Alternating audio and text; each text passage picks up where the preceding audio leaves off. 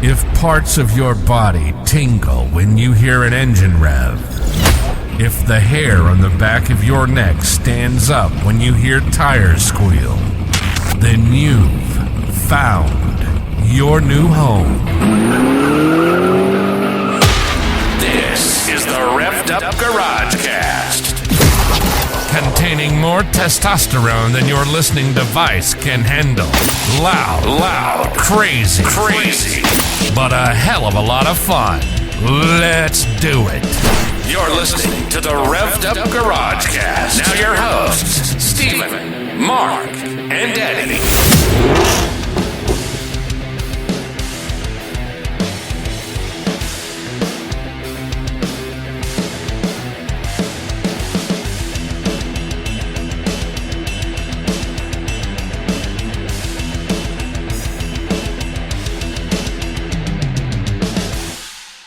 Revved Up Garagecast, episode number 21, coming at you. Lucky number 21.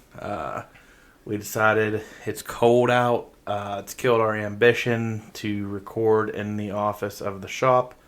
There is no heat in that part of the building, so we brought it home. The first thing I'm going to mention about it being at my house, we are surrounded by all these beautiful Czechs. And Titan. Yes, Titan. You might hear Titan once in a while because he wants to be in here really bad. But we have him out of here right now. But he wants to be right here. We have all these Czechs surrounding us around here. These big Czechs. One of Mark's goals this year was to get a big Czech. How'd that work out for you, Mark? I didn't run much. So I guess you can guess how that went. Oh boy! But all joking aside, we're at home in a little bit more comfortable environment. I can leave it somewhat set up. We got better tables in here. Really digging it. We don't got to fight these mics. Stay on the table. Yes, it's really a lot more comfortable setting. It's only me and Mark today. We do not have Eddie. We do not have a guest. Eddie was not available. We don't know why exactly, but that's his decision.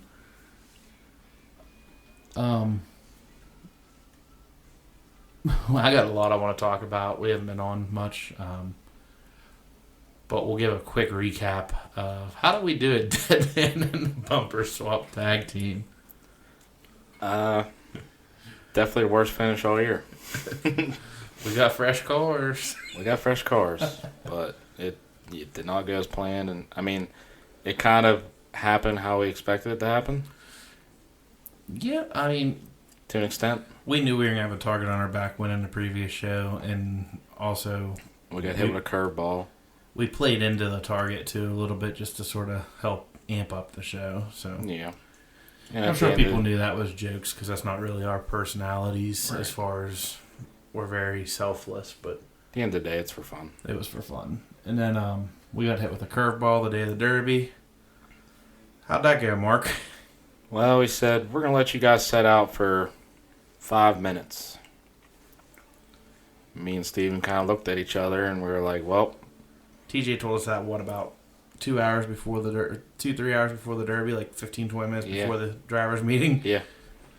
We knew right then and there it was painting a bigger target than what we already had. So I actually, a couple people told me they let us sit out longer than 5 minutes. I don't know. It felt long in the car. It did. I don't know how long they actually let us sit out, but like the last 45 seconds to 60 seconds before we went in, the Derby went from like, on a scale of 1 to 10, it went from like 1 to like 9.5. Yeah. So maybe that's why they finally let us didn't give me my 60 seconds. They said, well, we gave them too long. Yeah. Not that it would have mattered. My axle's broke, but yeah, his axle got sent to the moon. Yeah, she's gone. I got a nickname for your axles, actually. We're gonna start calling your axles Dogecoin. Dogecoin was there, and then it's gone to the moon. But yeah, that didn't go too well. Overall, it was a good show for the spectators. Good weekend. I mean, yeah, fun weekend with friends as always. I mean, a bad derby's better than a lot of things you do in life. Yeah. But there was some things we didn't like and some things that we liked this time. There's some parts of TJ shows that I haven't had a chance to talk to him about. Oh yeah, and you know what? I know where you're getting at. I just forgot about it till now. Yeah, so at what point does the nitpicking stop? And they're going to say that it's everybody. They're not going to say that it's just us, it's just this guy, just that guy.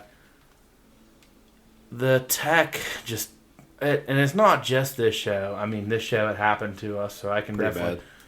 bad. One of Dustin's things is Dustin Woods, when someone complains about something in a show, he wants you to tell him exactly what happened. Like, this car had this. And then he can be like, oh, well, that was in the rules for that car, or this. So what exactly happened to us? And our cars were legal beagle, like, to a built T. to the rules. I mean, bumper swap class. The rule that the only thing that we had to change was Mark being the first one to go out. We didn't want his back end to drop. Like, we thought we were going out with everybody, so Right. actually it would have mattered less if we would have known that we had that advantage. His back end was pre-bent like 6 inches up. Which I've never ever heard of it ever being a problem at any other show. Yeah, and Especially at Dead Man shows. I mean, my Honda wagon was pre-bent in the back that I ran. my Honda was. Every other car. I mean, how many cars? Let's be honest.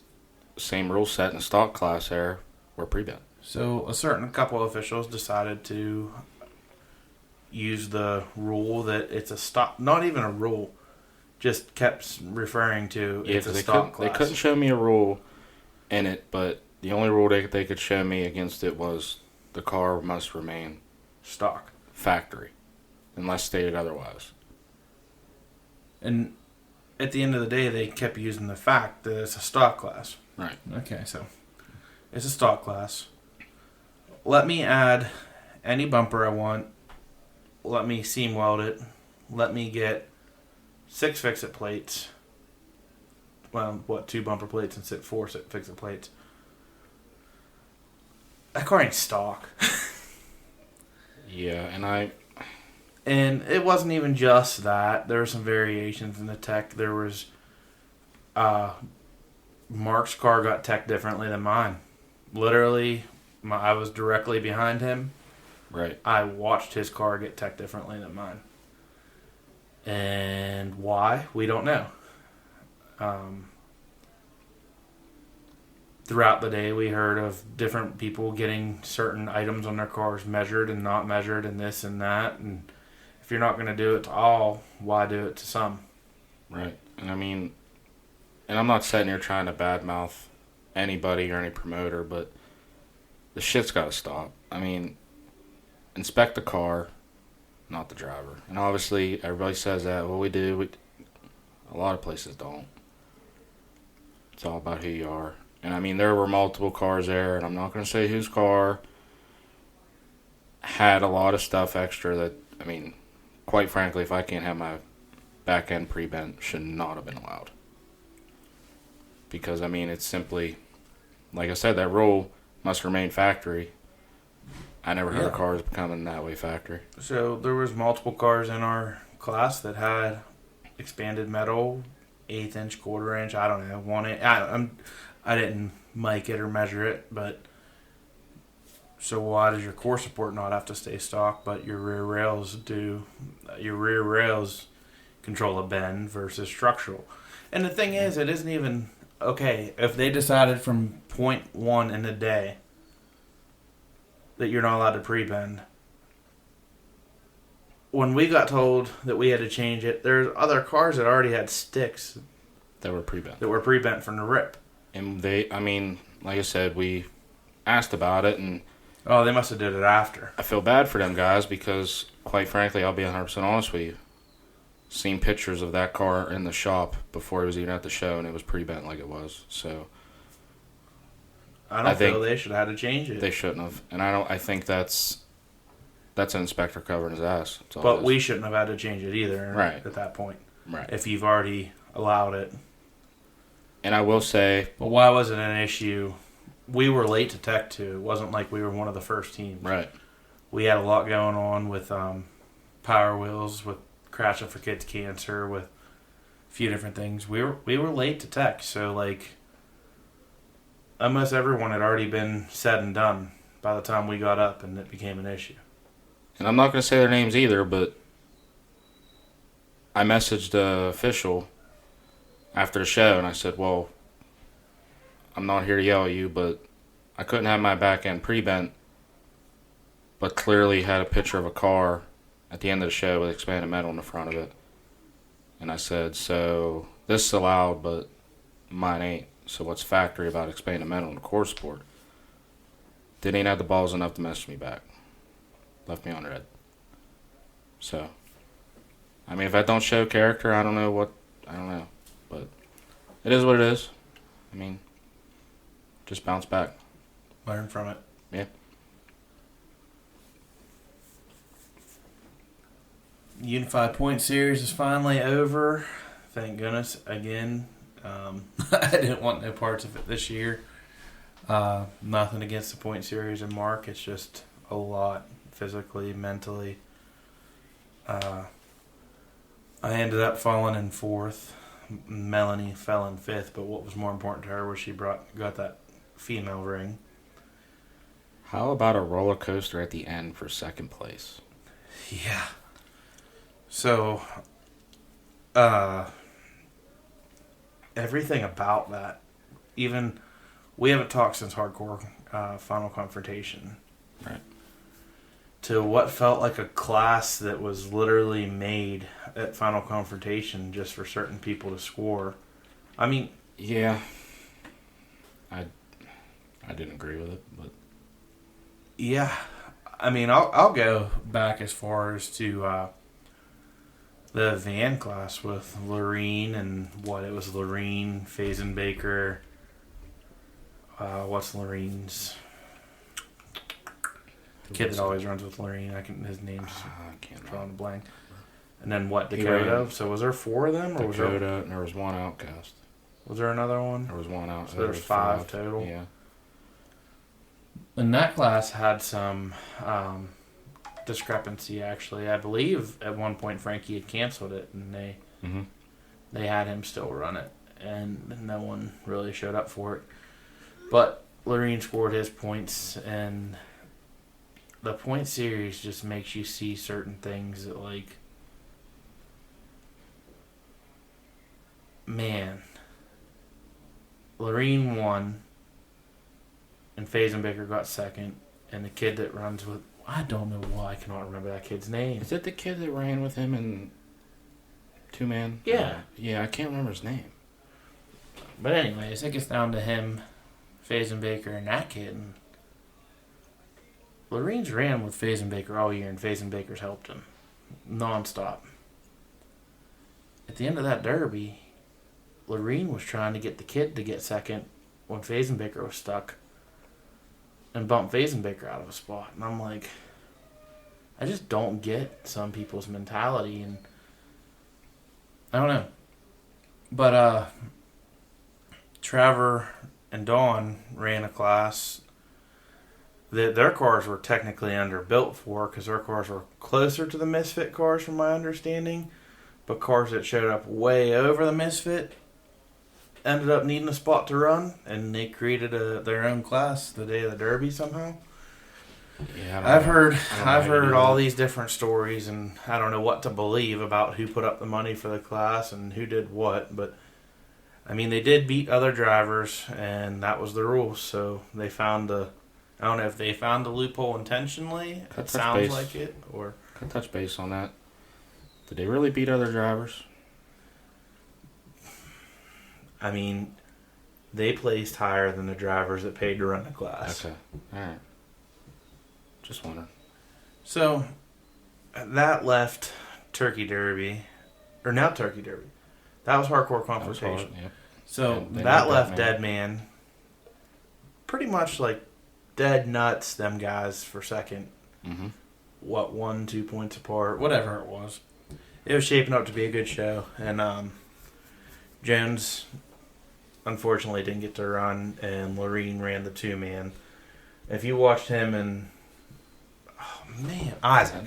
Is it okay. Isaac. It's Isaac. It's his last name. If you watched Isaac Greer, maybe? They'll start with G. Greer. But if you watched him and Lorene in the 2-man car, they have it figured out how to run together. I'm not going to give away their secrets. I think I figured out exactly what they do. I don't know. Maybe I'll have to try it sometime. Seems like a cheat code in a 2-man, but we'll figure it out. So I believe he only ended up getting third, which was actually sort of a He got stuck on the car. Yeah, he got stuck on the car. I'm not gonna say he had the car to win because Prinky and them had a really good car too. I don't know. JD had a nice car, but he did have a nice car. He would have been hard to beat at the end. He would have been hard to beat. Lorene ended up getting third, but it put him into the lead for second by 1 point. Now, the entire lead up to Turkey Derby, Lorene was running a van. I said I never heard what happened if he did run. That's part I don't know. I messaged him and he said, "Oh, I had stuff to do with the family and it was something happened to my truck and he didn't make it out there." Now day one, barely anyone showed up except for Cam for the points. I do believe Braden Heap, he was up in there. He tried and he had a tire blowout and his axle. He had all kinds of trailer problems and that's unfortunate because that's one of the hardest parts that's worrisome about that point series. You can put all your effort in the world and something unfortunate like that could happen. Yeah, I mean, you're putting a lot of miles on equipment. Yeah. So, Lorene didn't show up at all. And So Traver needed to get at least third because Lorene didn't show up. So did Traver, what did he get, third? Did he win? Traver ended up getting third in the pro stock class that I haven't watched it yet. But I heard it was a 2-hour feature, and it was pretty grueling. Talk about a way to end it. So that was, as Mark said, the biggest monetary jump on the last day. I mean, it was pretty much the whole year, right? I mean, back and forth, back and forth, back and forth. I mean, Yeah, so I don't know, did maybe Lorene not having anyone going to run with him affect his mentality of not going? maybe, or, I mean, like I said, he could have had some shit come up, and I listened to Pete and Freebie talk last night I did a little bit. I caught the second half. I think you were on in the first half. I saw some of your comments. I know Pete was talking about getting P. Hansen apparel. I'm just saying, shirts. And it better be a Carhartt with a pocket on the front is all I'm saying. Okay, so that doesn't have anything to do with where I'm going with this, but okay. I thought it was cool. Did you hear when Pete said, "Thank God Freebie didn't learn about them fuzzy or furry paws between a lady's legs"? No, I didn't. I was dying on live Facebook. No, I didn't.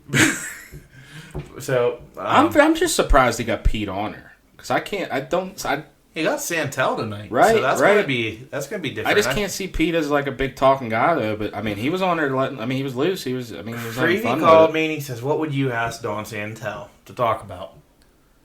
And what I would ask him to talk about, and I don't know if he took my advice. We'll find out because this airs later. Right. Year one, when him and Shipley were neck and neck. Mm-hmm. What was going through his head entering Turkey Derby? How does he think that was going to play out? Yeah. I think that was a good question. But, talking to Pete, Freebie was talking about a top 10 drivers list. A lot of names got mentioned. Mm-hmm. And 2 he left out. And I don't think it's anything against them boys. But I do think they should be on and mentioned in the top drivers, especially for large car and big money shows. But I could tell Pete was hinting around about this because he kept mentioning, like, these guys not afraid to drive on their own and go places on their own. He didn't mention Dawn or Traver. You definitely have to put Dawn there. I'll say that. 110% in my opinion, just because of the quality of shows that he's won. Whether you have friends or not, he's won some of the biggest derbies. And not only done it once, he's done it. How many times he won Metal Mayhem? 4 times. Right. But what I was hinting at, or what I feel Pete was hinting at, was the drivers that should be in the top 10 shouldn't necessarily be gauged strictly off their wins. It's their capability of how they handle themselves on their own. Yeah, look at, was it the first year or the second year of the point series, Santel, the quality of shows he did win that year. Was it the first year? I'm not sure. But I know that he won big classes that year. Yeah. When he did win. I think that's what sort of frustrated him. I don't know if that frustrated him, but I think that definitely made Mark think about it, and that's what put the bonus and multipliers into play. Which makes sense. It does. Yeah, no, I was good with it. But no, yeah, I can't see how you leave him out of top 10. We got a little bit more clarity on the point series too now with what's going on. I believe last episode we just started to talk about his new changes. Yeah. There's definitely going to be the 6 divisions, and it's not going to be low power, high power. He picked up some sponsors to take the name. There's a lot I like about it, and there's a lot I don't. Almost every regulation change he made is spot on. I think they needed to be done. The not adding a class to the points 7 days, within 7 days of the Derby. Yeah, I feel like that's something you do when you sign up for sure. For the money not to change. Right. For Powder Puff points only count towards the women's female total, but don't count towards the low power, high power, low power, high power, compact, and full size. Same as youth.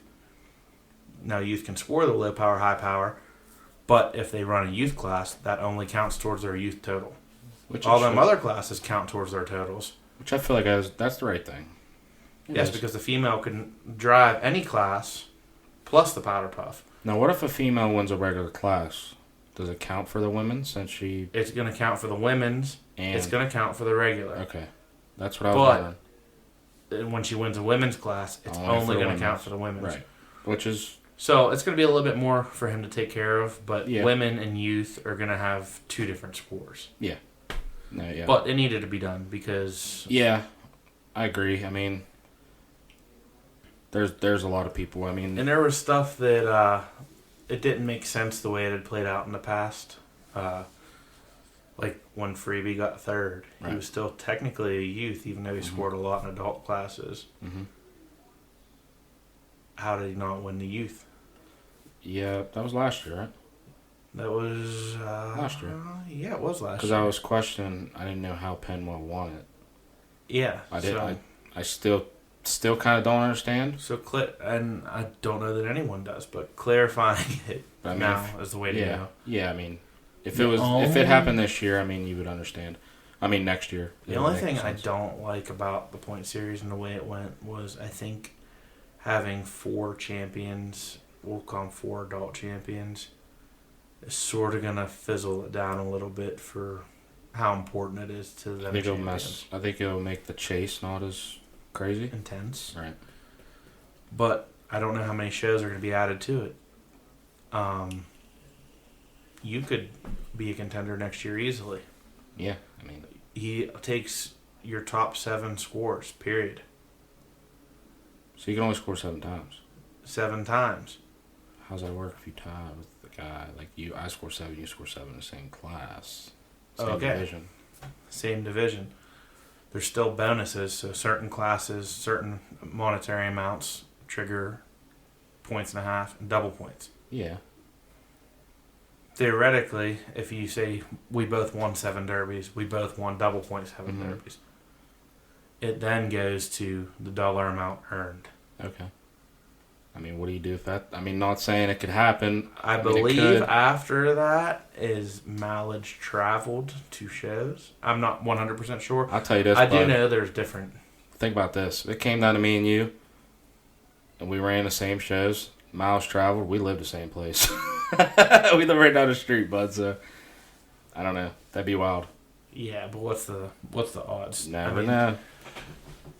I don't know. But so it's gonna make it to where more people are able to compete for sure.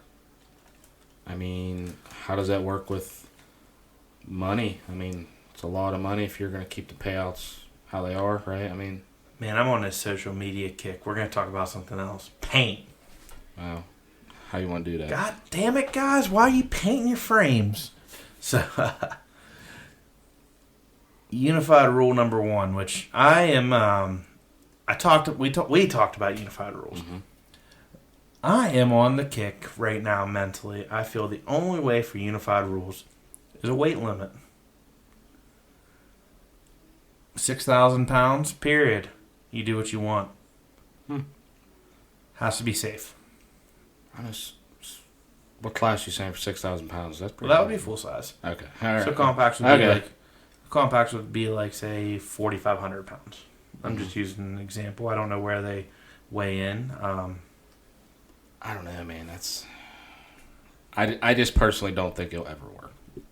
And that's the only way I can see it working because it takes the officiating out of it. Right. Like Pete said last night, you get a certified scale girl there with a scale that prints out a ticket. Mm-hmm. Once you're under 6,000 pounds, she hits print, gives you your ticket, you get to run the derby. Or, what if you make it, I like that way, but what if you make it where you get 10 slots from stock, or whatever, 10, 20, 15, whatever. You get to pick 10 or 15 or 20 things, whatever it is, to do to your car. How long do you have to tech these cars? But if you find... Because if I have to submit an itemized list of what I did... No. I mean, you could write them down, like, whatever, but... That's way too much, Mark. That's going to take way too long to look at a car. Like an inspection sheet they give you. You can write on your inspection sheet what you did for your 10 or 15 things. And then when you get the tech, if you find anything else other than them things... I just don't see how that'd ever work. Hey, it's a thought. Next thought. So, Frankie's first unified rule was... How did he put it? Trying to get the promoters on the same level to not allow painted frames. But this is one of them things that Frankie, I mean, I'm sorry, but I want to say something. I know compacts, at least the first 2 years, I remember building to their rules, and it said in the rules, you cannot paint your frame. But if the officials ain't going to push it, what's the point of it for being a rule? Yeah, because everyone was doing it. Right. I mean, it's just like now, if you want to make it a rule, that's fine. But I do believe it was already in his rules. So it wasn't compacts 100%. Yeah. I know that for sure.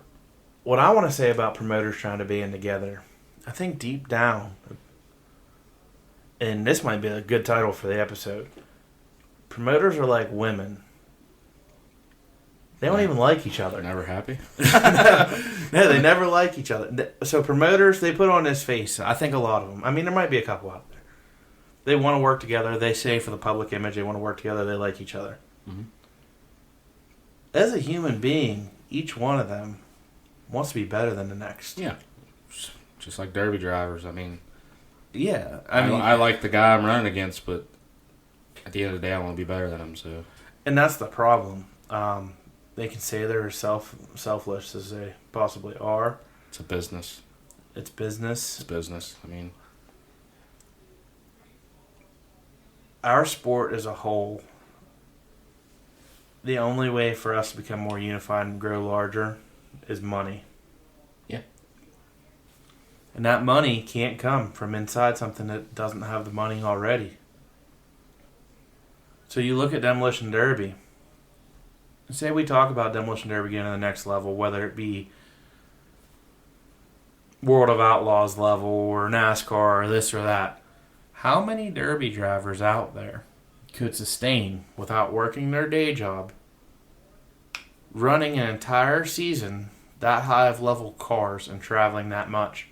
How many can afford it?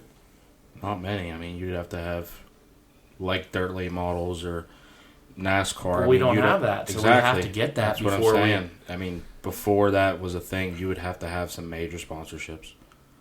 Or have shows that pay you, what's it called, for show-up money. I mean, how much would you have to pay? I don't know. Because you're ruining, I mean, you might take a $20,000 loss to go run that car. Mm-hmm. Your $1,000 for showing up, if that were the case, right, it ain't shit. Pay for some fuel. But, I mean, time spent. We got all the animals up in here. Now we got Yodi in the house.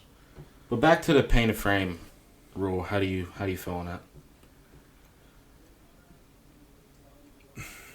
I'll tell you how I feel after you can tell me how you feel. I like the concept of it, but I don't think it ever works because if you aren't allowed to paint the frame, the guy's just going to hide it with the next thing. It's not paint. It's body filler. It's not paint. It's undercoating. It's undercoating. It's not undercoating. Right. It's not paint. It's dirt. Which I mean, it's fine. I'm fine with it. Don't allow anybody to paint their frame. Whatever. But if you're just limiting it to the frame, you might as well not let anybody paint their car at all. Because you know as well as I know, paint hides a lot more than just frame rails. I mean, people paint the back of their car. I mean, the seam behind the seam welds. Your seams, your creases, your right. I mean, at that point, if you're not going to allow painted frames, you might as well not allow. And I mean, it's even farther than that. I mean, I'm sure it's spot welds. It's this. It's that. I mean, or what thing is, what if you paint your car now? What if you're just painting your car the same color it was from factory? Yeah, but it's not even that. It's if 30 guys come in there and they all look like they're not painted. But this guy lets his friend get away with painting the inside of his engine bay. Mm-hmm. It's just a way to actually and almost let favorites sort of be played even more. Yeah. I don't know. It's a catch-22 though for sure because a lot of guys are hiding shit that they shouldn't be. Right. And it's not even. I mean, a lot of time I'll fess up. I paint my frame rail, but it's not to hide anything. It's so other guys can't. I mean, you can blatantly see like another driver go look at your car from afar, and if it's not painted, they can see what you did. Maybe I don't want them to know what I did, but I mean, the officials can see all they want because they're up and close and personal. I mean, really. Yeah, but there's a difference between me letting an official put his head in my engine bay and letting a stranger. And that's what I mean. That's why, like, most of the time I paint my frame rail so I can't be 20 feet away to stare into your car. Yeah, and you take a picture and you put it on Facebook and you can't tell as compared to having to scribble it out on Snapchat or this and that. But if I have weld marks blatantly, like plates not painted, they're very easy to see. And I mean, it's just going to cause problems, I feel. We're into over 30 minutes deep on this episode, Mark, so we're going to cut it off, but we are going to come right back with another one. Revved Up out. You've been listening to the Revved Up Garage Cast. If it's motorsports and life, we're talking about it. The guys have over 30 years combined experience and a lot of winning. We hope you've enjoyed the show. If you did, make sure to like, rate, and review. And we'll be back soon. But in the meantime, you can find us on Facebook at Revved Up Garage Cast. Listen wherever you get your podcast at Apple, Spotify, iHeartRadio, and more. Y'all be cool, and we'll see you next time on Revved Up Garage Cast.